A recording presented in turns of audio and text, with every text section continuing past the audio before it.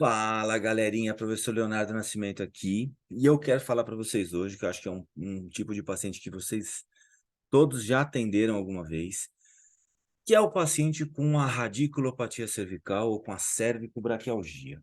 Esse paciente com radiculopatia cervical ou com cervicobraquialgia, ele tem um problema de dor cervical que irradia para o braço.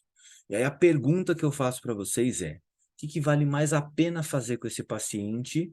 É mobilizar a coluna cervical dele ou fazer uma manipulação na coluna cervical? Por quê?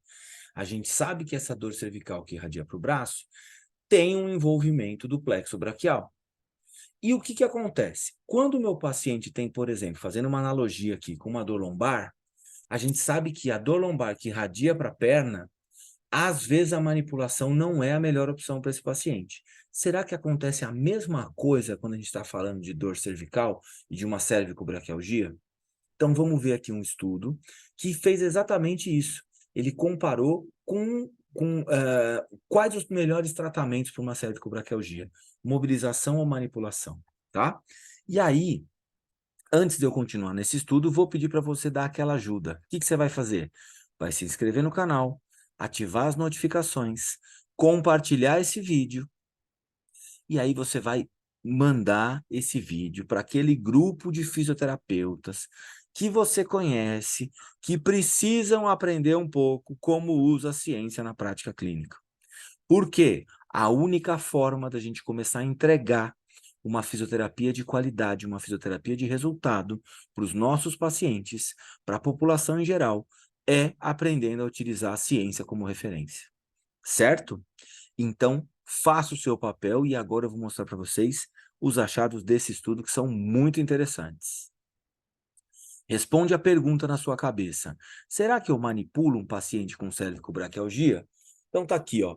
Na radiculopatia cervical, uma revisão sistemática do tratamento por manipulação vertebral e medido pelo Neck Disability Index, que é uma ferramenta de avaliação de dor e de incapacidade cervical.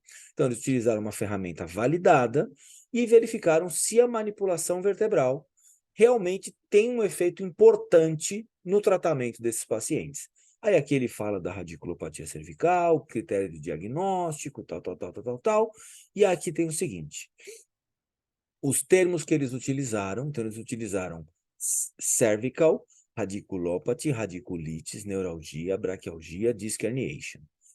Interventional terms, então a intervenção, como é que eles buscaram?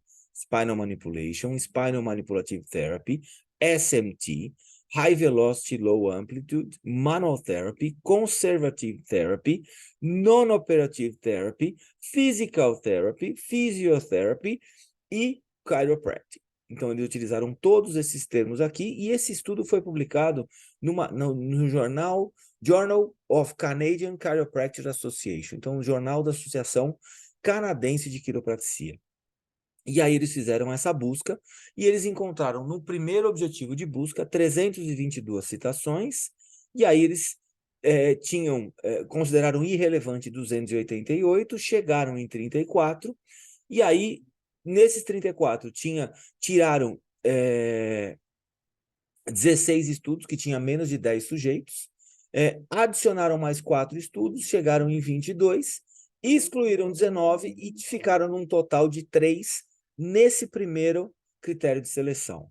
Nesse segundo critério de seleção, encontraram 443 citações, tinha irrelevante 426, sobrou 17, que tinham 10 sujeitos ou menos, 14, não adicionaram nenhum, ficou com 3. Quando eles leram os 3, excluíram 2, ficou com 1. E aí eles fizeram o seguinte: aqui estão todos os estudos descritos, como é que foi utilizado, vale a pena olhar essa tabela com mais exatidão, os estudos que foram excluídos e os motivos que eles foram excluídos, tá? E aí a gente tem o seguinte, cadê? Aqui. As conclusões do curso clínico desses estudos são difíceis de desenhar. Então, os estudos eram muito heterogêneos, isso já começa a ser um problema. E aqui estão os estudos que utilizaram o NDI, tá?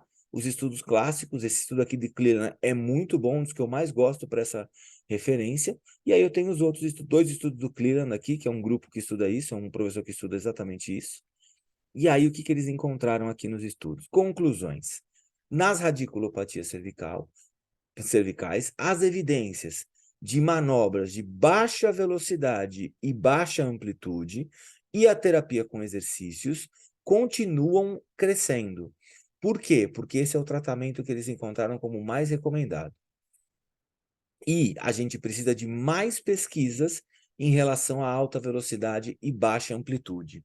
Ou seja, é exatamente como acontece na radiculopatia lombar. Então, a gente não tem uma boa recomendação de utilizar no seu paciente com radiculopatia cervical uma manipulação na cervical. A gente tem mais recomendações para utilizar as mobilizações cervicais nesses pacientes. Por quê? Porque as mobilizações costumam dar um efeito analgésico importante local, e a gente sabe que as compressões nervosas são vários pontos de compressão que podem levar a uma dor irradiada. Então, quando a gente trabalha com manobras em pequena velocidade, baixa amplitude de mobilização no trajeto dessas raízes, o meu efeito terapêutico é maior do que quando eu trabalho com manobras de alta velocidade e baixa amplitude, que podem fazer um estiramento brusco dessa raiz e começar a aumentar a sintomatologia dos pacientes. Sabia dessa? Então, aprenda que manipular o seu paciente com cervicobraquialgia não é a melhor opção. Mobilizar e utilizar exercício de controle motor é o que tem de melhor recomendado na ciência, e é para isso que a gente está aqui, para aprender a utilizar a ciência na nossa prática clínica. Valeu, até a próxima.